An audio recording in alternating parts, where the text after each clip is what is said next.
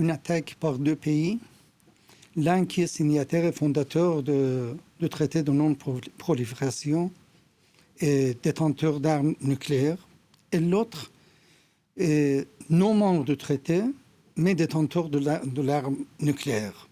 Mais l'Iran, comme une victime de cette attaque, est un pays signataire et fondateur du traité de non-prolifération qui a mis sous l'auspice de l'Agence internationale de l'énergie atomique toutes ces installations, et cela depuis 2003. Et cet acte d'agression vraiment porte atteinte à la loi internationale, à la dignité du peuple iranien et à la confiance qu'on doit avoir au mécanisme des Nations Unies pour toute malinterprétation et toute différence de vue par le peuple et pays. Mais cette fois-ci, il y a un dépassage des lignes rouges de la communauté internationale. Le peuple iranien a subi une atteinte à sa dignité, à sa fierté, parce que c'était un acquis scientifique grand pour le peuple iranien.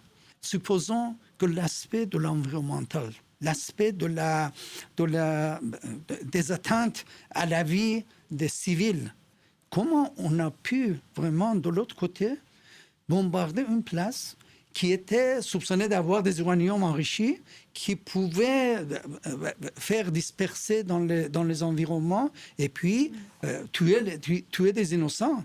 En ce qui concerne l'Israël, ce sont des répliques iraniennes après le déclenchement des frappes agressives israéliennes contre notre pays depuis le vendredi 13 juin.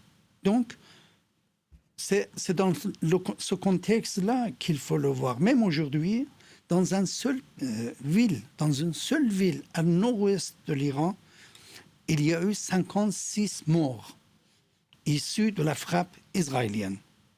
Nous nous sentons en danger parce qu'un régime décide de venir et de frapper, de tuer n'importe qui. Un régime qui, malheureusement, n'a rien à se reprocher quand il y a 65 000 enfants tués à Gaza. Donc, pourquoi il ne faut pas avoir le souci de notre santé, de notre vie, quand il y a quand il y a une telle tolérance dans la communauté internationale de ne pas dire il ne faut pas attaquer comme ça les pays.